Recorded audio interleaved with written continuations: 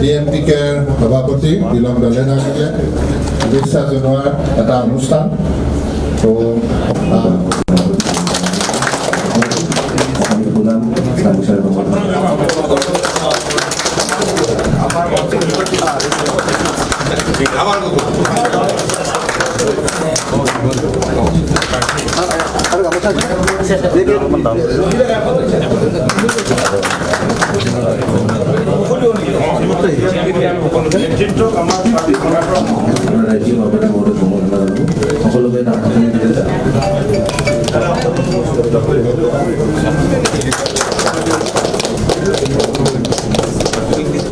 মই তৃতীয়বাৰৰ কাৰণে জয়লাভ কৰাৰ কাৰণে মই মোৰ সমষ্টিবাসী ৰাইজক বিশেষভাৱে ধন্যবাদ আৰু কৃতজ্ঞতা জ্ঞাপন কৰিছোঁ। লগতে জ্যেষ্ঠ নেতৃত্ব দলৰ সন্মানীয় মুখ্যমন্ত্ৰী ডাঙৰীয়া, সন্মানীয় ৰাজ্যিক সভাপতি ডাঙৰীয়াক কৃতজ্ঞতা জ্ঞাপন কৰিছোঁ। লগতে জ্যেষ্ঠ নেতৃত্বকো কৃতজ্ঞতা জ্ঞাপন কৰিছোঁ।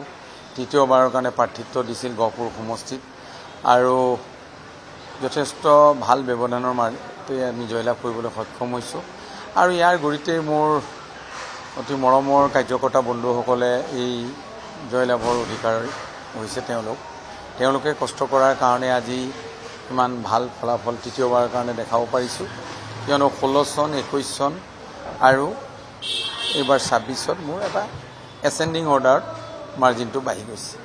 গতিকে ইমানখিনিকে কৈছোঁ আৰু বিশেষভাৱে দলৰ জ্যেষ্ঠ নেতৃত্ব আৰু প্ৰধানমন্ত্ৰী নৰেন্দ্ৰ মোদী ডাঙৰীয়াৰ আদৰ্শ, মাননীয় মুখ্যমন্ত্ৰী ডাঙৰীয়াৰ যি বিগত সময়ছোৱাত যি উন্নয়নৰ ধাৰা অসমৰ জনসাধাৰণৰ কাৰণে আহিছিল আৰু সেই উন্নয়নৰ ধাৰাক আজি সমাহিত কৰি গহপুৰ সমষ্টিটো প্ৰতিফলিত হৈছিল, তাৰ কাৰণে আজি জয়লাভ কৰিবলৈ সক্ষম হৈছোঁ। সেইটোৱে বিৰোধীয়ে আচলতে কাৰ্যালয়বিলাকত কেলকুলেশ্যন কৰিছিল, গ্ৰাছৰুটত কেলকুলেশ্যন কৰা নাছিল। কিন্তু আমাৰ ভাৰতীয় জনতা পাৰ্টীৰ যিটো আদৰ্শ, আমি পৃষ্ঠা প্ৰমুখলৈকে বিশেষভাৱে গুৰুত্ব দিছিলোঁ আৰু সেইকাৰণে আমাৰ তৃণমূল পৰ্যায়ত আমি কাম কৰিছিলোঁ। আৰু তেওঁলোকে তৃণমূলত নকৰি অকল ফেচবুক বা বিভিন্ন প্ৰচাৰ মাধ্যমত তেখেতলোকে গুৰুত্ব দিছিল আৰু তেখেতলোকে ভাবিছিলে প্ৰচাৰ মাধ্যমৰ জৰিয়তে অকল জয়লাভ কৰিব পাৰিব। কিন্তু মই ভাবিছোঁ আজিৰ মানুহে এটাচমেণ্টটো বিচাৰে, অসমৰ জনসাধাৰণে সম্পৰ্ক বিচাৰে আৰু সেই সম্পৰ্ক ভাৰতীয় জনতা পাৰ্টীয়ে ৰক্ষা কৰিবলৈ সক্ষম হৈছে।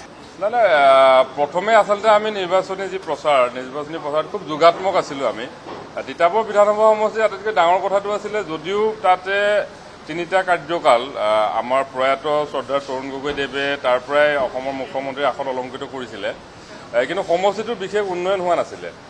আৰু তাৰ পিছতো 10টা বছৰ যেতিয়া 2016ত কাষৰ সমষ্টিবিলাকত যেতিয়া বিজেপিৰ বিধায়ক এজন বিজয়ী হ'ল, সেই সময়ছোৱাত কিন্তু তিতাবৰ যথেষ্ট পিছ পৰি থাকিল 10টা বছৰ।